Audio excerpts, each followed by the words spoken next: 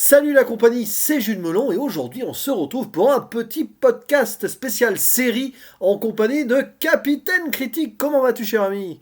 Hola camarade, bien et toi? Bah ça va et encore une fois on va parler d'une série que tu m'as conseillée et je suis allé au bout. C'est peut-être déjà Et, bon signe parce que... et je te remercie par avance de m'y avoir donné sa chance. Bah écoute c'est avec plaisir, il faut toujours avoir cette petite curiosité d'autant plus que cette série est disponible sur Netflix donc il faut pas aller la chercher trop Entièrement, loin. Contrairement entièrement, à Steven pareil à Universe où Steven il Universe. fallait... Et C'est cette, gratuit. Et cette série, donc, c'est une série DreamWorks, C'est ça, She-Ra et les princesses au pouvoir, qui est un reboot de c'est ça, She-Ra, la princesse du pouvoir. Petite c'est ça. subtilité. Qui Bon, est un spin-off de He-Man ou Musclor, les maîtres de l'univers en voilà. français. Donc c'est un reboot de quelque chose qui a été créé dans les années 80, Voilà, remis au goût du jour, qui est créé d'ailleurs, alors ce reboot qui est supervisé par et développé par une certaine Noelle Stevenson, voilà, autant la citer, et voilà, une série qui a été diffusée entre 2018 et 2020. Elle a pris fin il y a quelques voilà, mois à peine. c'est ça. Donc c'était intéressant 5 saisons. de s'y pencher. Et il faut savoir donc que c'est un monde fantastique, donc c'est une série fantastique entre science-fiction, fantasy et aventure, grosso modo, C'est ça. voilà, qui raconte l'histoire, pour faire simple au début, d'une certaine Adora, qui est membre de la terrible armée de la Horde. Et d'ailleurs, dès le départ, tu es surpris parce que tu t'intéresses à une héroïne qui est du côté obscur, grosso modo. C'est ça. Donc ça, c'est C'est ça. intéressant. Qui est chez les méchants. Voilà, aller chez les méchants sur la planète Etheria, voilà, très C'est joli ça. comme nom d'ailleurs. Et Voilà. elle est amie avec Catra, voilà, elles sont dans l'armée de De la Hordak, Horde. et Voilà, qui, euh, Horde. et qui est en ennemi, voilà, cette horde est ennemie des princesses, C'est ça. Sont on va montrés dire, comme des méchants, voilà, qui justement, mènent c'est la intéressant. grande rébellion, voilà. Ça. Et un groupe de princesses, ce sont des femmes qui sont guerrières du coup. C'est ça. Voilà, c'est un petit peu à l'image. Xena n'a rien inventé finalement, parce que Alors, quelle a été l'inspiration en bah, je premier pense que Xena est après les années 80, donc Ah, voilà. c'est possible. Bah, du Voilà. coup, peut-être l'inspiration. Et du coup, un beau jour, Adora se perd dans une forêt, la fameuse forêt des murmures, et là, C'est elle ça. trouve une Une épée épée. magique. Extraordinaire. Et cette épée magique va lui permettre de se transformer en puissante guerrière, la fameuse She-Ra. Voilà, on ne sait pas trop au début, c'est mystérieux et tout. Bien sûr, on aura des explications durant la série. Et alors, She-Ra va se perdre et se retrouver, malgré elle, chez les princesses, où elle va devoir, quoi faire? Les combattre, s'associer avec elles.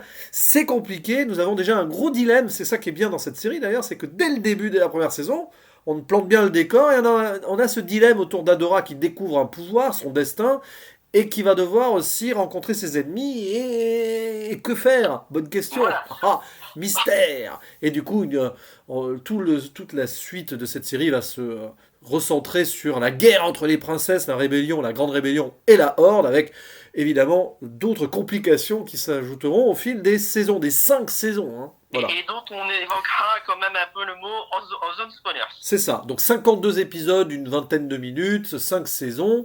Et alors, déjà, qu'en as-tu pensé? Je sais que tu as fait une vidéo dessus, que c'est l'une de Voilà. tes séries, voire même ta série d'animation préférée de ces Ah, dernières années. alors voilà, ce n'est pas ma série d'animation tout court, mais ces dernières années, si je devais un jour écrire une série, le scénario pourrait s'en rapprocher le plus possible. Voilà. D'accord. Pour moi, c'est un modèle d'écriture en termes de développement de personnages et d'émotions acquises. Ouais. Elle a des défauts en termes de mise en scène, ça Ouais. j'en conviens. Oui, Et on sent qu'il n'avait pas forcément le budget c'est qu'ils auraient ça. voulu pour certaines scènes. C'est ça, ouais. Mais pour moi, c'est négligeable comparé à la dose d'émotion que j'ai eue durant la série. Alors que, et pour arriver à me faire verser une larme, il en faut beaucoup. Ouais. Et cette série fait partie de celles qui ont réussi à le faire. Et toi alors? Alors, c'est une série très intéressante, passionnante, que j'ai suivie jusqu'au bout avec vraiment grand intérêt, sans dire que c'est ma préférée de ces dernières années et tout. J'ai trouvé ça très sympathique, et au-delà d'être sympathique, très intelligent en fait. Parce Ah, qu'on prend une série des années 80 qui a ce côté kitsch, il faut voir les trailers de surtout l'époque, aujourd'hui. Et le générique. et le générique, et on remet ça au goût du jour avec des thématiques très actuelles. Mais il faut Euh, tomber dans le kitsch moderniste. C'est ça, c'est Pour du kitsch comparer. moderniste, ce qui explique aussi parfois la mise en scène qui est très inspirée années 80, donc ils sont pas allés Oui. dans la surenchère aussi. Alors peut-être question de budget, mais Vraiment, on peut pas vraiment leur reprocher, justement, dans la mesure où c'est quand même une série d'origine des années 80. Donc, Oui. là, c'est un choix qui va diviser, justement, le style graphique. Il Oui. n'est pas le plus beau qui soit. Mais c'est l'exemple parfait d'une série qui sait rendre hommage à C'est ça. l'univers de base tout en apportant une certaine modernité. Alors, pas forcément sur les designs, quoique certains personnages, dans leur façon d'être présentés, justement, c'est très moderne, mais aussi la relation entre les personnages, parce que c'est... Et surtout, on n'a pas besoin, en tout cas, je n'ai pas une impression, pour ma part, je n'avais quasiment rien vu de She-Ra d'origine ou de Oui. Musclor, et à titre personnel, j'ai pu suivre la série sans problème. Et pour moi, c'est au-delà de la série d'aventures On est fantastiques, d'accord. science-fiction. C'est presque secondaire pour moi. C'est plutôt une série sur les relations humaines, hein, grosso Ah, modo, totalement. sur l'amour, l'amitié, un peu entre les deux, les trahisons, les nouvelles alliances, les découvertes sur sa filiation, les filiations, les origines, etc. Voilà, Et qu'est-ce que le bien, qu'est-ce que le mal? Ce n'est pas aussi voilà. simple que C'est ce pas qu'on si peut manichéen. croire. D'ailleurs, c'est pas manichéen du tout, parce que Ah, pas du tout. tu prends le Mais personnage, je prends l'exemple de Catra, donc, qui est l'ami voilà. d'Adora dans la Horde. Voilà, alors pendant presque toute la série, on la présente Ah, d'une certaine ouais, manière, mais elle a une attention, ça évolution. va rentrer. Moi, j'allais dire, attention à la zone spoiler. Ah Ça non, non, mais par rentrera. exemple, c'est l'archétype même du personnage qui est tel qu'il est face aux autres, avec sa, Ouais, comment on dit, sa prétention, son arrogance et tout, mais qui, quand elle se retrouve seule avec elle-même, ben, c'est pas ouais, gagné, quoi. ce que j'aime bien justement avec la démonstration de ce genre de personnage, c'est que ils assument le fait, entre guillemets, d'être méchants, de faire des actes qui sont moralement répréhensibles, Oui. mais ils ont quand même le côté humain, comme les humains. Les Ben, humains ne sont pas que bons ou méchants, ils oui, font des choix. Et même si certains prennent plaisir, on va dire, à être sadiques, ouais. on n'est pas 100% sadique. On peut aussi avoir de l'émotion, on peut aussi avoir sa rédemption. Oui, et Et puis, on peut avoir des sentiments divers et variés, ouais. tout en assumant le fait que on puisse être considéré comme des méchants pour l'autre. Oui, puis ce sont surtout des personnages qui sont soumis à leur destin, qui subissent plus qu'autre chose. Ils ont ce but-là, mais ils se rendent compte que parfois, en évoluant, c'est pas ce qu'ils cherchent personnellement pour leur C'est ça. développement propre. Donc c'est ça qui est intéressant, le personnage de Catra, mais Adora aussi, du coup. Et puis C'est alors, ça. ce qui est Sans intéressant, parler bah, des il y a autres. Hordak lui-même. Bon, on ne dit pas plus, on verra en zone spoiler, mais quand même, il y a quelque chose de fort autour de ce C'est ça. personnage. Même si effectivement, à première vue, quand on voit les Oui. noms, on peut se dire que ce n'est pas le plus subtil qui soit. Bon, il y a Or, Ténébra aussi, oui. Hordak, ils en jouent d'ailleurs. Adora, alors plus en VF qu'en VO, mais par moment ils en jouent sur le fait c'est quoi ce prénom Adora. Oui. Pareil. Et Eteria, alors bon, c'est parce que c'est un monde de magie, la magie, l'éther, Oui. Eteria, voilà, c'est Ténébra. Et c'est Voilà, des on noms vient- d'origine, hein, je crois, hein, grosso modo. Alors, grosso modo, c'est les noms d'origine. Donc justement là-dessus, on peut pas vraiment leur en vouloir vu que à la Oui. base la série est une série pour un jeune public. Oui, voilà, mais alors, je trouve quand même que les noms anglophones sont un peu plus subtils, parce que moi je veux bien, par exemple, Flèche d'Or, bon, qui est l'un des rares personnages masculins mis C'est en ça. avant d'ailleurs de cette série, parce que oui, c'est une série qui est féministe, et on y reviendra, et Flèche d'Or, bon, en anglais c'est Bao, quoi. Bon, évidemment, ils allaient pas l'appeler Arc, c'est Bon, moche. voilà, c'est pas forcément mieux à ce niveau-là, et donc Mais bon, ça. Flèche d'Or, bon. Voilà, Glimmer par exemple, aussi, Oui, pareil. alors, Flèche d'Or d'ailleurs, au passage, Flèche d'Or c'est Cupidon, enfin il a le cœur sur le torse. Et pour m'être amusé à faire une comparaison avec les personnages d'origine, ils s'en Oui, sortent très bien, Flèche d'Or. oui, voilà. Les designs des personnages. Alors, il y en a qui aiment, et il y a eu une polémique assez, je trouve, assez idiote, justement, sur le redesign de la série, notamment sur Adora. Ouais. Certains ont estimé qu'elle était trop jeune et pas assez sexy. Oui, mais alors justement, alors là tu mets le doigt sur quelque chose, c'est que justement la représentation des personnages, notamment féminins, ne sont pas dans des clichés, par exemple, Et moi, j'adore. ou de force ultime, ou de canon de beauté. Justement, Voilà. voilà une série qui est Ouais. intelligente, qui nous Je montre peux- des femmes qui sont parfois un peu ronde, par exemple. Je prends Cynthia. Elle est, Voilà, voilà. justement, Satya, on ne joue pas sur le fait qu'on aurait pu s'attendre dans une série entre guillemets mauvaise, oh elle est un peu grosse, elle pense qu'à manger. Ouais, mais Bah non. non, on oublie même le fait qu'elle soit Oui. un peu forte là-dessus, j'allais dire, on se pose même pas la question. Oui, puis bah, d'accord, c'est des princesses, mais justement, c'est un contre-cliché. C'est pas parce que c'est des princesses qu'elles vont tous être comme les princesses de Disney pour autant, tu vois. Exactement, il y a certains personnages qui pourraient s'apparenter de prime abord à une certaine caricature. Bah, par exemple, entre Apta, Oui, au début, on se dit c'est la princesse geek, mais c'est bien plus subtil que ça. oui, Entrapta, qui est un Au fur et à personnage mesure. assez haut en couleur, avec des cheveux Voilà. qu'elle utilise comme des mains, c'est drôle. Voilà. Et ça, pour le coup, c'est plus ou moins ça aussi dans la série d'origine. Mais Même d'ailleurs, si, t'en as beaucoup hein, de personnages de princesses. D'ailleurs, c'est l'un des légers, tout petits légers défauts de la série, c'est que parfois il y a trop de trucs, trop de bah, personnages. c'est vrai que par certains moments, il y a des personnages qu'on évoque à peine au début et qui reviennent par la suite en fin de série et qui ont plus d'importance que ça. Mais du coup, au début, on se disait, mais il fallait qu'on les suive ou qu'on se souvienne d'elles. Ouais. Mais personnellement, ça ne m'a pas dérangé. Je peux comprendre que ça puisse gêner, mais Oui, on se sauve quand même vraiment sur Adora et Catra. oui, puis bon, t'as d'autres sorcières. Bon, les d'autres, j'allais dire sorcières, non, les autres princesses qui sont intéressantes. Parce que t'as, bon, Jasmine, qui est perfume hein, en anglais. Alors, Voilà. Jasmine, bon, évidemment, tu vas penser à Aladdin, c'est un peu Voilà, rien dommage. à voir avec Aladdin. Mais voilà un personnage intéressant, je trouve. Il y a Glacia aussi, je sais pas son nom en anglais, Frosta, je crois. Enfin bon, Glacia qui a aussi, elle aussi d'ailleurs, archétype toute petite et tout, un peu enfantine. Voilà, c'est Voilà, qui est obligé de justement d'assumer ses responsabilités parce qu'elle elle a pas vraiment le choix. avec un Euh, caractère bien assumé aussi, comme beaucoup d'ailleurs de voilà, personnages. c'est ça. Ou même chez les personnages de la Horde, justement. Oui, t'as Sirena aussi. Voilà, que ce soit Scorpia, D'ailleurs, justement. très drôle parce que Sirena, qui est plus ou moins la compagne d'un pirate, enfin un pirate, un capitaine de navire qui s'appelle Faucon des mers, et on voit que c'est la femme Voilà. forte, elle porte la culotte. Hein, non, Le capitaine qui a ses moments de gloire quand même. ah, ah, Voilà. capitaine, c'est le comic relief quand même. Voilà. Et à noter que justement, Flèche d'Or est en admiration devant ce cas. Et je comprends, il a la classe. Il arrive quand même à avoir la Ah classe, oui. ce Et Faucon des ça- mers. Il y a des rares personnages qui chantent. Il y a deux chansons. Oui, oui, Dans bah tiens, c'est le- bien, c'est pas abusé dans les chansons aussi, mais mais, c'est bien. mais et justement, la chanson de Faucon des mers est vraiment en fait parodique justement à ce, mais ça va avec le personnage. Mais d'ailleurs, on peut passer le personnage de Faucon des Mers. Il y a un épisode, alors on va pas en dire plus, mais qui est très Agatha Christie, très Ah enquête, oui, non, non, qui est génial cet épisode. et il joue sur les clichés avec les Ah, éclairs et tout ce qui s'ensuit. ah, mais c'est génial, ça c'est un épisode génial Ah, la série n'est pas dénuée d'autodérision aussi, c'est ça qui est bien. totalement. Et justement, pour m'être amusé un peu à chercher, on a quasiment pas beaucoup de références, mais on en a deux, on va dire, un peu subtiles. Enfin, il y en a une un peu subtile à des personnages. Alors, je sais pas à quel point il était aimé des fans, mais dans la série, en fait, c'est juste une peluche. Ouais, Donc, on le voit au tout début quand Adora rejoint la Horde et hop, c'est passé. Et à un moment donné, il y a une réunion stratégique chez les gentils justement pour tenter de prendre un fort.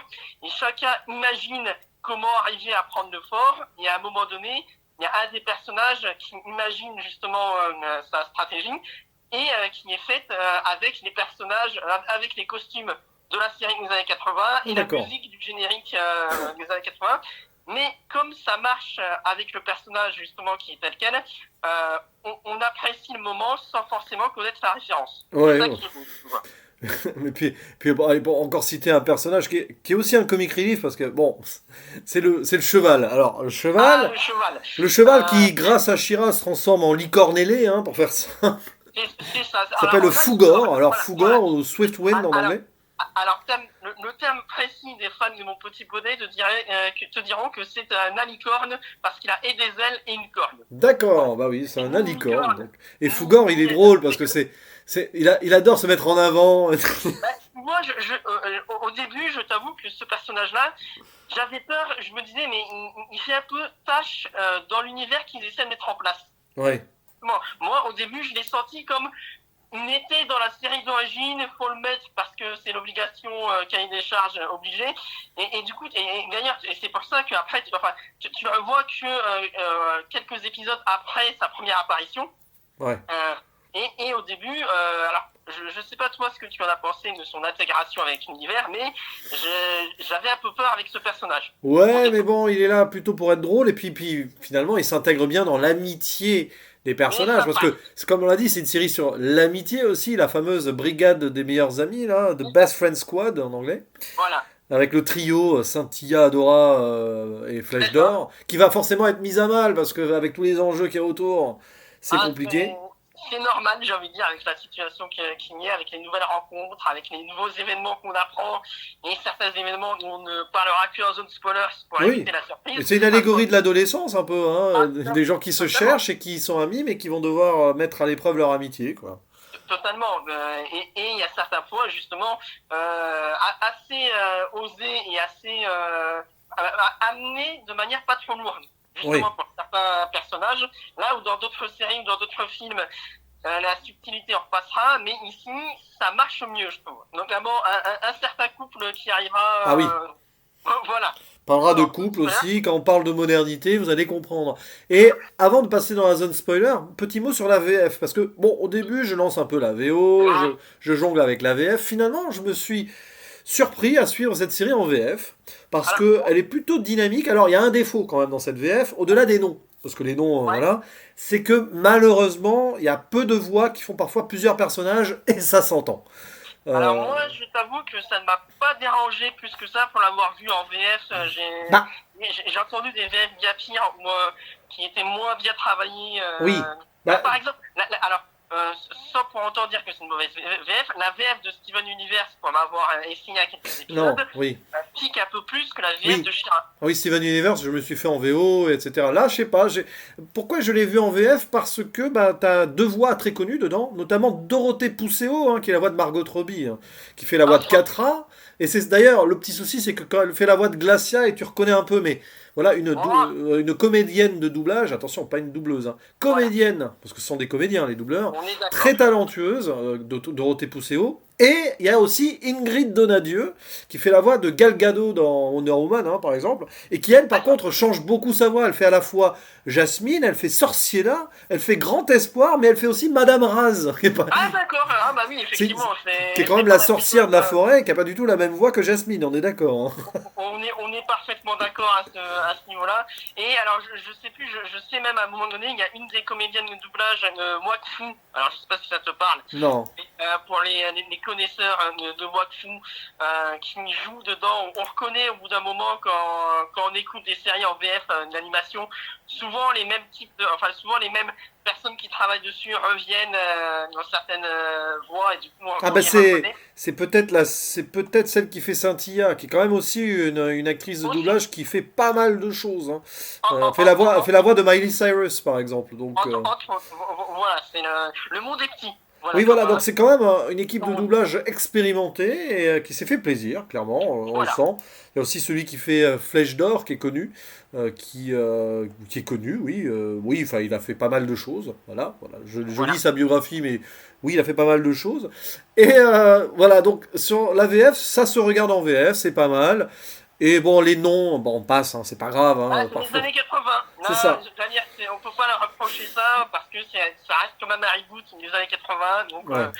faut accepter. Et Voilà, du faut pas se coup, limiter en fait. on va quand même faire une zone spoiler Alors, sur. juste Alors, pour au-delà de finir, l'histoire, mais alors attention, juste pour oui, finir avant la zone spoiler, justement, c'est à la fois la faiblesse mais aussi la force des noms des personnages parce que comme il y a quand même beaucoup de personnages, le oui. fait d'avoir des noms simples te permet de te souvenir facilement des noms et des prénoms. Et comme c'est quand même à la base pour un jeune public, c'est plus facile pour eux de se souvenir de ce genre de prénoms. Oui, c'est vrai. Oui. Il y a aussi, tiens, en voix française, il y a aussi celle qui a fait la voix de Lady Gaga dans Star is Born, qui est Ah, la sœur de Christophe Lemoine, d'ailleurs. Donc oui, il y a quand même un très gros casting, hein. et qui double qui dans la série? Entrapta. Ah, d'accord. Voilà. Voilà. Un de mes personnages préférés dans la série, pour la petite Entrapta et histoire. Sirena et Loni aussi, tiens, qui fait partie de la Ah, Horde. comme quoi, le travail et le talent. Alors du coup, Voilà. attention, spoiler! Spoiler. Alors, spoiler sur l'histoire en tant que telle, bon, il y a une conclusion, mais il y a surtout un truc, l'influence, la référence ultime à Star Wars, parce que Star Wars, il y a un alors moment là, quand même, clairement. Hordak, c'est Palpatine, hein, enfin, plus ou moins, Non, parce que, Hordak, ça serait plus Vador et Bah, son alors, supérieur, l'empereur. disons que Hordak, c'est un Prime. clone qui a décidé de passer dans un autre univers pour prouver à son... au Et encore, grand... non, il n'a pas décidé. Il a été envoyé Oui, plus ou moins de force là-bas, mais il cherche, lui, à revenir dans son univers avec la planète conquise pour montrer à son père génétique c'est qu'il ça. n'est pas moins que rien et qu'il est capable de retrouver Mais sa bon, place à l'origine. Donc c'est- c'est aussi la recherche de la famille pour lui. voilà, c'est ça. Bah, lui, même, voilà, même le méchant, donc on en parlait de Hordak, on se découvre qu'il a beaucoup de sentiments. Il va même plus ou moins se mettre en couple avec Entrapta. Alors ça, c'est improbable. Hein, Alors les couples, justement, tiens, je pense que on va Mais attends, avant, parler. de venir Ah, sur les couples, le coup Star Wars, bon, les clones, à un moment, il y a quand même une révélation où il est jeté à la fin, c'est la fin de ben, ses retours du Jedi, clairement. Bon, tout à fait. Même le design des vaisseaux en vrac, le côté triangulaire, on sent que c'est oh les là vaisseaux là. de Star Wars et qui se sont fait plaisir. Ah, c'est clairement là, c'est des hommages ouverts. Et donc, oui, l'histoire des Voilà, clones et tout. Donc, la Horde, c'est le Hordak, Horde, voilà, bon, on a compris. voilà. C'est des grands méchants qui viennent d'ailleurs, en gros, hein, pour faire simple. Voilà, c'est Mais comme Adora, elle aussi, elle vient d'ailleurs. On sait pas, elle fait partie, c'est la descendante des fondateurs. Alors, est-ce que les voilà. fondateurs, ce seraient pas les terriens du futur? Oh, Oh, pas mal. petite Et, de toute théorie. façon, et pareil, Shira, voilà le fait que au début on pense qu'elle est gentille, tout comme Mara, mais on sait pas trop justement Oui. est-ce que c'est elle est gentille ou pas. On joue encore la subtilité alors qu'elle est censée justement être une héroïne qui a fauté, mais est-ce qu'elle a vraiment fauté au Ah non. final? Non, non, non, mais Voilà. c'est ça qui est intéressant, c'est qu'ils ont tous leur côté sombre, Alors par leur contre, doute. moi, j'aurais entre guillemets un gros reproche si on pouvait, qu'on pourrait faire à la série en termes de zone spoilers. On ne sait pas pourquoi elle doit dire par l'honneur du crâne ancestral. Mais parce qu'ils le disent dans la série d'origine, Oui, mais c'est le gimmick, hein. voilà, du coup, on aurait C'est pu, vrai. moi je m'attends, non mais comme au début ils en jouent justement, on aurait pu se dire, ah en fait il y a peut-être un crâne qui donne vraiment le pouvoir, Oh, c'est le lieu des fondateurs. À noter d'ailleurs pour la petite anecdote que par l'honneur du crâne ancestral, c'est Shira qui le dit, oui. mais He-Man ou Musclor, lui il dit par le pouvoir du crâne ancestral. Ah ouais, bah, mais bon, à Alors, mon avis, ça doit être expliqué dans une des séries d'origine. Enfin, je moi, pense. je pense plutôt que comme c'était les années 80 et qu'il y avait pas Oui, mal de misogynisme dans la série à l'époque, voilà, le pouvoir on le garde aux hommes et l'honneur on le laisse pour les femmes. ouais, Moi, je c'est pense que c'est ouais. plus Mais du coup, ça. tiens, petite transition intéressante. Tu parlais des couples. Alors, il faut savoir que dans cette Alors, série, il y je a vais beaucoup commencer de par le. couples entre femmes. Et c'est surtout, alors, c'est pas forcé, c'est intégré de façon tellement naturelle. C'est ça. Et on a un couple d'hommes, Oui, alors notamment ça aussi c'est Flèche d'Or. très intéressant, c'est le couple d'hommes qui sont les papas de Flèche d'Or en fait. Et on sait pas comment ils l'ont eu. C'est ça. Mais en même temps, j'allais dire, en fait, on est plus surpris par le fait qu'il est caché, non pas qu'il ait des pères, mais que ses pères aient voulu en faire un historien et qu'il Oui, n'aime pas la guerre, que le fait qu'il soit des pères. mais ça C'est c'est ça ça qui est qui est génial, c'est intéressant. que voilà, on voit qu'il a des pères et tout, et à un moment on sent qu'il est un peu honteux et tout, pas parce qu'il a des papas, non, c'est parce qu'il voulait faire de lui un historien alors que lui va être un aventurier, voilà. Et surtout, et là où je trouve que c'est plus subtil qu'il n'y paraît, c'est que, alors certains pourraient dire, oh, c'est des homosexuels, ils ne veulent pas faire la guerre, ils sont des lâches et tout. Non, l'un d'eux a fait la guerre précédente et ne Oui, veut pas avoir, il a eu des traumatismes à ce moment-là, il ne veut pas que ses fils, parce qu'ils en ont plusieurs en plus, il ne veut pas que ses fils subissent le même sort, et c'est totalement compréhensible à ce niveau-là. oui. Et puis alors, bon, tous ces couples et tout, je crois qu'il y a eu des Ah, polémiques, il y a des gens bah qui se sont amusés surtout, à faire des polémiques évidemment. non, mais surtout entre Apta et. Non, alors, entre Apta et Hordak, ça c'est une chose. Oui. Mais Adora et Catra, ça a été le Oh couple là là. polémique par excellence. Mais pour le coup, comparé à d'autres personnages, on va dire, qui ont été.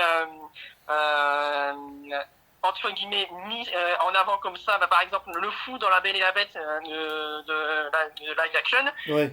son intégration est bien moins subtile que Catra et Adora. Oui, voilà. Et puis alors, il y a un personnage assez intéressant aussi qui arrive, je crois que c'est saison 3 ou 4, je sais plus, qui est un petit retournement d'ailleurs dans l'univers, là, celui qui est le polymorphe, hein, on va l'appeler comme ça. Oui, Alors, la polymorphe, parce que justement, alors en anglais c'est Double Trouble, et en français ils l'ont nommé, alors je sais plus, alors je ne sais Doublia. plus non plus, mais il me semble que c'est une voix d'homme. Alors Voilà. le problème est là. Là Voilà. la VF, bon, la version française a un peu déconné, hein, parce que Là, c'est une voix d'homme avec un nom neutre, Double Trouble, et en français, ils ont fait Doublia avec une voix de femme. Et Voilà, du coup, tu perds le côté non-binaire du personnage. ouais. Hein, Et surtout, on peut se bon. demander au final, j'allais dire, pourquoi effectivement ils ne sont pas allés au bout, sachant qu'ils n'ont pas hésité à faire, à parler de ça. Par exemple, justement, à montrer que même chez les couples homosexuels, tu peux avoir des personnes à problème. Justement, par exemple, Scorpia, qui au début Oui. aime Catra, mais Catra qui n'en a rien à faire d'elle et qui préfère justement Adora. Ce n'est pas la même symbiose, on va dire, que, Ah oui. alors justement, je me souviens plus des deux autres femmes. On voit celle avec le lasso au début.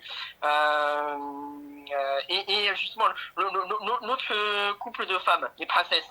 Oula, je sais plus. Bah, c'est pas Jasmine Non, non, et Shastara, là? non, justement, Ah, je sais plus. tu en as une qui lance des lassos. Ah, je sais plus. Et justement, à un moment donné, tu apprends qu'elle est aussi contrôlée par Hordak et tout ce qui s'ensuit. Mais Ouais. voilà, là, ça marche sans problème. Tu vois qu'il peut y avoir des tensions aussi, et c'est montré de manière normale, Oui. comme n'importe quel groupe. Et Et bon, ça, je trouve que c'est une bonne chose à ce je niveau-là. vois pas pourquoi les gens ont voulu en faire une polémique. Là, pour le coup, c'est vraiment chercher la petite bête. Hein. J'allais dire, c'est les mêmes polémiques que Steven Universe avait eu droit. Ouais, c'est vrai. Mais bon, c'est pour ça d'ailleurs, c'est pour cette raison, finalement, je préfère la série sur le plan humain que sur l'aventure. Parce que, autant dire les choses. Alors, c'est marrant parce que j'ai beaucoup aimé la série jusqu'à la saison 5, où, Ah, là ça où, tombe pour bien, pour la plupart des gens, c'est la préférée, la saison 5. Moi j'adore aussi. C'est pas forcément celle où j'ai eu le plus d'émotions, notamment moi, c'est l'épisode avec le sacrifice de la mère de Satya. Ah oui, oui, bah oui, qui Là, se sacrifie j'ai pour sauver versé Adora et sauver Eteria, quoi. Voilà. voilà, j'ai versé ma larme. Surtout qu'après, quelques épisodes après, on retrouve le père censé être mort, l'époux, le roi Mika. D'ailleurs, dans cet épisode-là, dans l'un des meilleurs épisodes avec Lilobet, là, qui est très Lovecraftien, là, c'est un Ah, mais univers. totalement. Totalement. Et moi, j'aime beaucoup la saison 5. Déjà, la saison 5 règle le problème, enfin, un des problèmes, on va dire, de mise en scène, le coup de l'épée.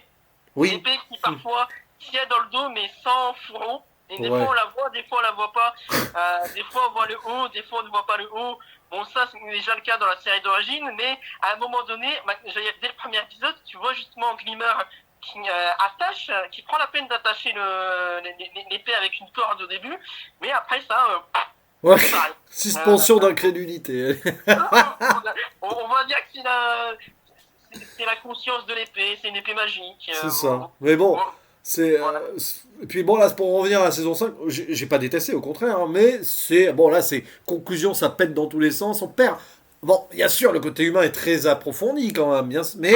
L'évolution de 4A. Voilà, c'est ça. Mais après, action à droite à gauche, j'étais un peu moins dedans, parce que finalement, cette série, j'étais moins dans l'action que dans l'humain. Donc à la fin. Moi, je t'avoue que l'action, j'ai bien aimé certains moments qui arrivent à être vraiment encore plus impressionnants. Disons que c'est très prévisible, en fait. La série se finit de façon assez prévisible, pour moi. Moi, je m'attendais pas au baiser à la fin. Ah, oui, baiser ou pas baiser, mais je parle au niveau de l'intrigue en tant que telle, hein, surtout. Oui, une fois que tu as eu les révélations à la Star Wars, Oui. mais tiens, par exemple, quand tu vois Shira qui revient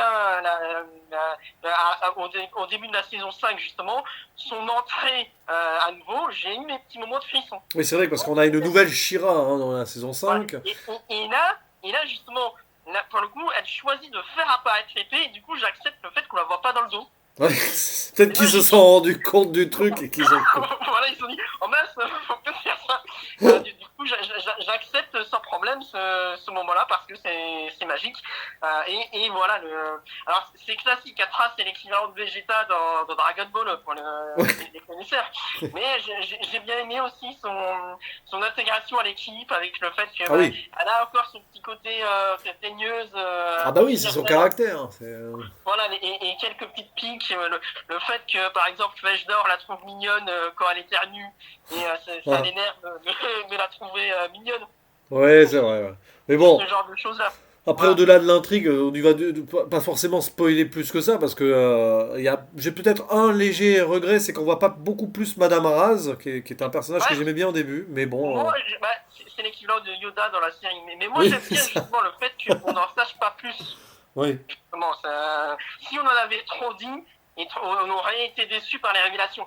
Ouais, ouais, on remarque qu'il faut pas tout non plus révéler dans tous les sens. Mais du coup, on peut refermer Refermé. la zone spoiler et conclure. Alors, avant de conclure, pour faire simple, hein, si vous aimez les séries d'origine, je pense que ça sera intéressant de voir ce que ça donne là. Et si vous aimez les séries un peu à la Sailor Moon aussi, hein, Ah, mais totalement, il y a une référence dans le bon sens du terme. et donc, À ce niveau-là. sans en dire Tu plus, vois, parce c'est qu'on a important. développé en spoiler, mais sans en dire plus, si vous aimez aussi l'univers Star Wars, tout ça, voilà, Voilà. hein. C'est un peu l'idée. Donc, on vous la conseille, mais du coup, conclusion, alors toi, est-ce que tu restes sur un 10 sur 10? T'avais mis 10 sur Alors 10 à une moi, époque. je reste sur un 10 sur 10. Là, c'est ma série coup de cœur de ces dernières années. Je suis conscient des défauts Oui. en termes de mise en scène.